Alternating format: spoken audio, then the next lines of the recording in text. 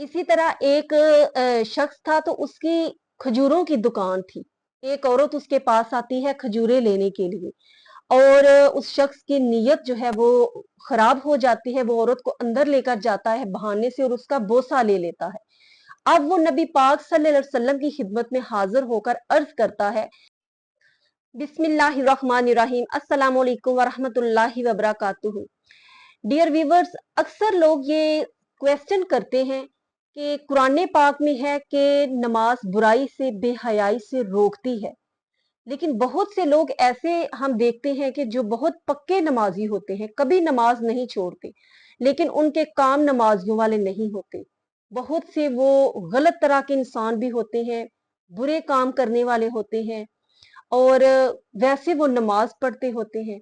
तो फिर इसका क्या मफहूम है कि नमाज बुराई से और बेहयाई से रोकती है? उनकी नमाज उनको बुराई बेहयाई से क्यों नहीं रोकती? इसी तरह एक सहाबी ने हजूर सल्लल्लाहु अलैहि वसल्लम की खिदमत में ये सवाल अर्ज किया कि या रसूलल्लाह, एक शख्स जो है वो रात को नमाज पढ़ता है और दिन को वो चोरी कर लेता है। तो नबी पाक सल्लल्लाहु अलैहि वसल्लम ने जवाब दिया कि अनकरीब उसका ये अमल उसको बुराई से रोकेगा, कि अगर वो नमाज पढ़ रहा है और इस पर पाबंदी कर रहा है, तो कभी ना कभी एक दिन उसकी नमाज उसको बुराई से और बेहयाई से जरूर रोकेगी।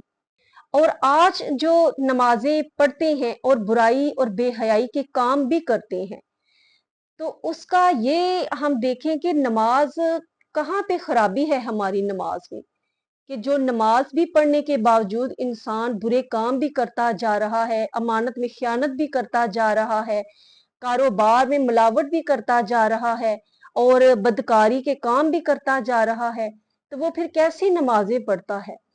नबी पाक सल्लल्लाहु अलैहि वसल्लम ने एक दिन मस्जिद नबवी में आप तशरीफ फरमा थे, और हजरत अबू हुरैरा रज़ी अल्लाह ताला अन्हो ने इस हदीस को रवायत किया है कि आप सरकार ने एक शख्स को देखा कि वो नमाज पढ़ रहा है। नमाज पढ़ के वो नबी पाक सल्लल्लाहु अलैहि वसल्लम के पास आया और सलाम अर्ज किया। हजूर सल्लल्लाहु अलैहि वसल्लम ने उसके सलाम का जवाब दिया, और आपने फरमाया कि तुमने नमाज सही नहीं पढ़ी, दोबारा पढ़ के आओ। अब वो दोबारा पढ़ के आता है, तो फिर नबी पाक सल्लल्लाहु अलैहि वसल्लम फरमाते हैं कि तुमने नमाज को दुरुस्त नहीं पढ़ा, दोबारा पढ़ के आओ। अब फिर वो जाता है और नमाज को दोबारा लौटा कर आता है। अब तीसरी मर्तबा जब आता है, तो फिर सरकारे दो आलम सल्लल्लाहु अलैहि वसल्लम यही फरमाते हैं कि तुमने नमाज दुरुस्त नहीं पढ़ी, इसको दोबारा पढ़ के आओ। तो फिर वो शख्स कहता है कि हजूर, मुझे तो यही नमाज आती है और यही मुझे दुरुस्त लगती है, मजीद इसमें क्या बेहतरी चाहिए, वो आप मेरी रहनुमाई फरमा दे। तो नबी पाक सल्लल्लाहु अलैहि वसल्लम ने फिर उससे फरमाया कि जब नमाज पढ़ो तो उसको पूरे रुकू सजूद की दुरुस्तगी के साथ पढ़ो। जब तुम रुकू करो, यानी घुटनों पर जब हाथ रखो, रुकू करो, तो बहुत इत्मीनान के साथ करो, अपनी पीठ को बिल्कुल सीधा करो, और जब रुकू के बाद सीधे खड़े हो जाओ कयाम में, तो इत्मीनान के साथ, बहुत सुकून के साथ सीधे खड़े हो जाओ। और उसके बाद जब सजदे में जाओ, तो सजदा भी इत्मीनान और सुकून से और ठहर कर करो। फिर सजदे से उठो तो थोड़ी देर आराम के साथ बैठ जाओ, और फिर दूसरे सजदे में जाओ, और बहुत इत्मीनान के साथ ठहर कर फिर सजदा करो।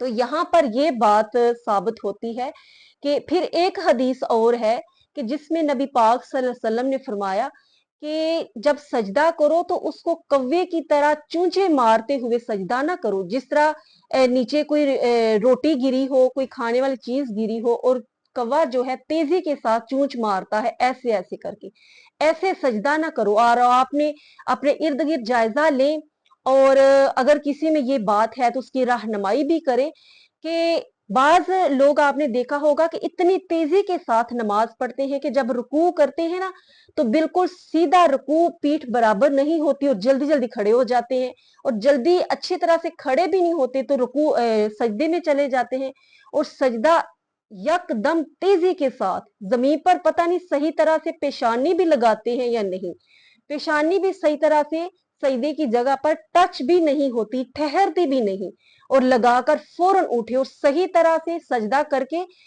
सीधे होकर बैठते भी नहीं है, पूरे उठकर बैठते भी नहीं है। जल्दी से एक सजदा किया, थोड़ा सा ऊपर हुए और उसी वक्त दूसरा सजदा कर दिया। इन चीजों के बारे में बिलखसूस हजूर सल्लल्लाहु अलैहि वसल्लम ने निशानदेही फरमाई कि इत्मीनान का मतलब है कि ठहर ठहर कर सजदे करो और दोनों सजदों के दरमियान आराम से थोड़ी देर बैठो, और जब तुम रुकू करो तो पेट को अच्छी तरह बराबर करो, जब सीधे खड़े हो तो आराम से थोड़ा ठहरो। ये तरीका रुकू और सजूद का हजूर सल्लल्लाहु अलैहि वसल्लम ने बयान फरमाया। और यही चीज उस सहाबी ने गलत की और नबी पाक सल्लल्लाहु अलैहि वसल्लम ने 3 दफा उससे इरशाद फरमाया कि नमाज को दोबारा पढ़कर आओ। तो इसलिए खसूसी तौर पर हमें इन चीजों का ख्याल रखते हुए नमाज अदा करनी चाहिए। जब हम रुकू सजूद को उसके सही हक के मुताबिक, तरीके के मुताबिक अदा करेंगे, यकसुई के साथ, दिल जमी के साथ, जहां तक हो सके अपने दिल को नमाज में हाजिर रखकर पढ़ने की कोशिश करनी चाहिए। अगर नहीं रहता, इधर उधर के ख्यालात आ जाते हैं, तो इसमें आप गुनाहगार नहीं है।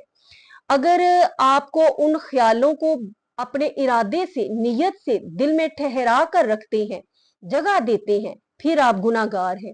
अगर आता है आप उसको जहन से इधर उधर ओझल कर देते हैं, तो इसमें आप गुनाहगार नहीं है। क्योंकि वो कहते हैं ना कि चोर उसी घर में आता है जहां पर माल ज्यादा होता है, सरमाया ज्यादा होता है। तो आपका ख्याल अगर नमाज में इधर उधर भटक जाता है, दुनिया के ख्यालात आते हैं, तो आप भी समझ लें कि आपके अंदर ईमान का सरमाया मौजूद है, जिसको चुराने के लिए शैतान बार बार आपके दिल में वसवसे डालता है। इसी तरह एक शख्स था, तो उसकी खजूरों की दुकान थी। एक औरत उसके पास आती है खजूरें लेने के लिए, और उस शख्स की नीयत जो है वो खराब हो जाती है। वो औरत को अंदर लेकर जाता है बहाने से और उसका बोसा ले लेता है। अब वो नबी पाक सल्लल्लाहु अलैहि वसल्लम की खिदमत में हाजिर होकर अर्ज करता है, हजूर मुझ पर हद मुकर्रर कीजिए। तो नबी पाक सल्लल्लाहु अलैहि वसल्लम उसकी बात का जवाब नहीं देते। फिर वो कहता है, हजूर मुझ पर हद मुकर्रर कीजिए। यानी वो ये चाहता था कि मुझसे ये गुनाह हुआ है, तो मुझे उसकी कोई सजा दें, कोई हद मुझ पर मुकर्रर करें। तो उसके बाद भी नबी पाक सल्लल्लाहु अलैहि वसल्लम उसको कोई जवाब नहीं देते। उसके बाद आप नमाज अदा करते हैं। उसके बाद फिर वो शख्स जो है, नबी पाक सल्लल्लाहु अलैहि वसल्लम उस शख्स को बुलाते हैं कि कहाँ है वो शख्स। वो हाजिर होता है, हजूर मैं ये हूँ। तो आप सरकार फरमाते हैं, क्या तुमने हमारे साथ वुजू करके नमाज अदा की है? तो वो कहता है, जी या रसूलल्लाह मैंने नमाज अदा की है। तो हजूर सल्लल्लाहु अलैहि वसल्लम ने फरमाया कि तुम्हारा हमारे साथ वुजू करके अच्छे तरीके से नमाज अदा करना ही तुम्हारे गुनाह का कफारा बन गया है और तुम्हारा गुनाह बख्श दिया गया है, माफ कर दिया गया है। इससे ये मालूम होता है कि नमाज जो है वो गुनाहों के कफारे का बायस बनती है। छोटे छोटे गुनाह जो गुनाहे सगीरा है, वो तो वुजू करने से ही इंसान के धुलते रहते हैं। और इससे ये भी कोई मतलब नहीं कि जो भी चाहे गुनाह कर लिए और नमाज भी पढ़ ली कि हमारे नमाज से माफ हो जाएंगे, ऐसा नहीं है। बल्कि अगर आपका कोई कोई अनजाने में कोई गलती, कोई गुनाह ऐसा सजद हो जाता है जिससे आप फिर बहुत शर्मिंदा हैं, बहुत नादम हैं, जैसे ये शख्स जो है उससे हो गया बेख्तियारी में। अब वो नबी पाक सल्लल्लाहु अलैहि वसल्लम से अर्ज करता है कि मुझ पर हद मुकर्रर करें, मुझे सजा दें। अब वो इतना शर्मिंदा है कि वो अपने गुनाह की सजा पाना चाहता है। तो हजूर सल्लल्लाहु अलैहि वसल्लम ने फरमाया कि हमारे साथ नमाज अदा की तो तुम्हारा वो गुनाह बख्श दिया गया। तो इससे ये भी हमें मालूम होता है कि गुनाह छोटे छोटे जो हैं, जिन पर फिर बाद में तकरार ना की जाए, वो नमाज से बख्श दिए जाते हैं। और अगर अपने इरादे के साथ बार बार छोटे गुनाह करते रहे तो फिर वो गुनाहे कबीरा बन जाते हैं, बड़े गुनाह बन जाते हैं और उनकी फिर माफी मुश्किल हो जाती है। अल्लाह रब्बुल इज्जत हम सबको अपने हिफ्ज़ो अमान में रखे और खुशो खुजू के साथ नमाज पढ़ने की तौफीक अता फरमाए। हजरत इब्ने सिरीन रहमतुल्लाह अलैह, उनसे किसी ने पूछा कि अगर आपको जन्नत और 2 रकत नमाज, इन दोनों में से किसी एक को सिलेक्ट करने का कहा जाए तो आप किसको चूज करेंगे? तो आपने फरमाया कि मैं जन्नत को छोड़कर 2 रकत नमाज को इख्तियार करूंगा, क्योंकि जन्नत जो है वो तो मेरे लिए है اور جو 2 रकत नमाज है उसमें अल्लाह रब्बुल इज्जत की रजा है, तो इसलिए मैं जो अल्लाह की रजा है उसको ही सिलेक्ट करूंगा, चूज करूंगा। इसी सी अच्छी सी और पकीजा बात के साथ इजाजत दीजिए। अपना ख्याल रखिए, दुआ में याद रखिए। चैनल को जरूर सब्सक्राइब करते जाइएगा। अस्सलाम वालेकुम व रहमतुल्लाहि व बरकातुहू।